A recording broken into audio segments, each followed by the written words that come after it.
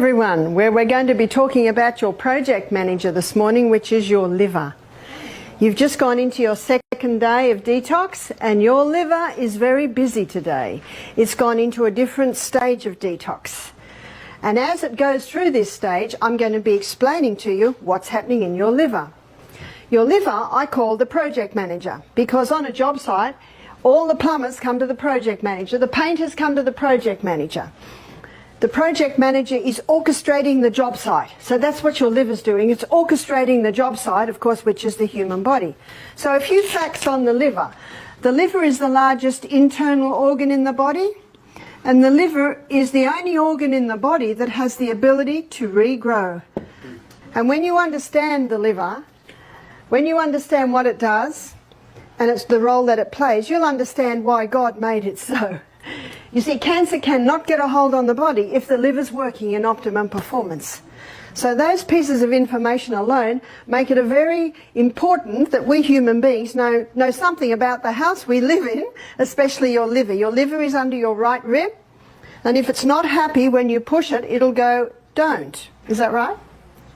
Very simple test. And you can see that I'm pushing my fingers way up under my ribs there. But I don't have any discomfort at all. If you have any discomfort, no need to fear. You're in a detox and your liver's very happy. Sorry, not very happy, because it's very busy. It's very busy helping you to detox.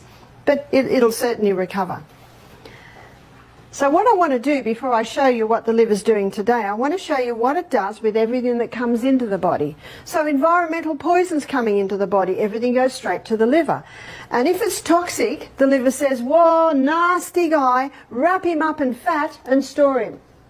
And if the liver looks at it and says, no, we can break that down to a state that can be easily released, that is what it will do. What about food? Let me show you what it does with the food that comes in. And never in the history of mankind have human beings eaten so many carbohydrates. So we're going to do a carbohydrate assessment. And I want you to tell me what most Americans had for breakfast this morning. Yeah, toast. So here we've got bread. Cereal's a very popular one. One lady said eggs. Sorry, no one cooks anymore. Is that right? Donuts. Donuts. Surely not. And we talked about the healthiest part of the donut, didn't we? Which is the hole in the middle. So we'll say for the donuts, the cakes, you call them biscuits. Do you know what we call biscuits? Cookies. So when we see a sign that says biscuits and gravy, we're thinking, oh, these Americans are strange people. They put gravy on their cookies. But I realise that I think your biscuit is like a scone, like a roll or something like that. So I'm just going to say cakes, etc. So this takes into consideration the donuts, the biscuits, the cakes, the pastries, the pies, all of that. And pizza. When I was a little girl, I didn't know what a pizza was. I don't think I knew what a pizza was till I was about 20.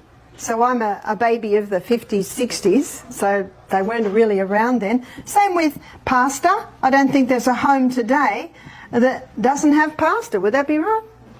And rice is another carbohydrate. Potatoes. That's a high carbohydrate food.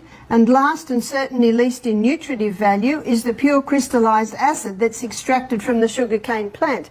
Now, would you agree with me, students, that Americans have become high carbohydrate consumers? Yeah. Now, I say become because I don't think anyone chose to eat this way. It was just there, it's just easy. We're such a fast society today, and many people don't think about their lunchtime till they're hungry, or their evening meal till they're hungry. And there's no time to soak the legumes and cook the legumes. There's no time to steam the vegetables. They just want food now. So I think it's something that is just, you could say, evolved. And it's got to the point where these are very popular foods and we are getting the ramifications of that. And people are starting to think, now what's happening here? What's happening here? The first person that blew the whistle on it really was probably in the 80s, Dr. Robert Atkins. You've heard of Dr. Robert Atkins? Yeah. Now his book, it hit the press and it became New York Times best-selling cookbook 4 years running. Wow.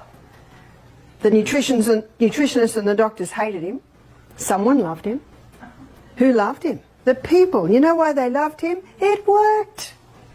His story is fascinating. He's a GP in his 40s, putting on a bit of weight, and of course that's what this will do. Let me show you why it does it. We'll just take a little, we're going to finish Atkins in a minute, but let me show you.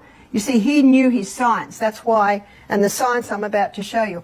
All of these foods break down in the gastrointestinal tract to a singular structure called glucose. Now the glucose goes on the M1 main highway, portal vein, straight to the project manager. And then the project manager determines where this glucose goes. And it'll take it inside the cell. Remember I promised you we'll be going to the CBD every day? So the glucose goes inside the cell. It goes through a 20-step pathway. The 20-step pathway gives us 2 units of energy. Isn't that why we eat? Now the end result of that 20-step pathway is a chemical form of glucose called pyruvate. Pyruvate is the chemical form of glucose that gets fed into the next section of the cell, often called the powerhouse, because this little 8-step pathway delivers to us a whopping 36 units of energy. So the question now arises, why does a 20-step pathway only give us 2 units, and why does an 8-step pathway give us 36 units of energy? The difference is oxygen. This is called an anaerobic pathway, anaerobic because it doesn't use oxygen. It produces energy by the process of fermentation. That's where a cancer cell lives. Remember what we looked at yesterday? Doesn't like oxygen, consumes 15 times the rate of glucose because it's running up there. Interesting.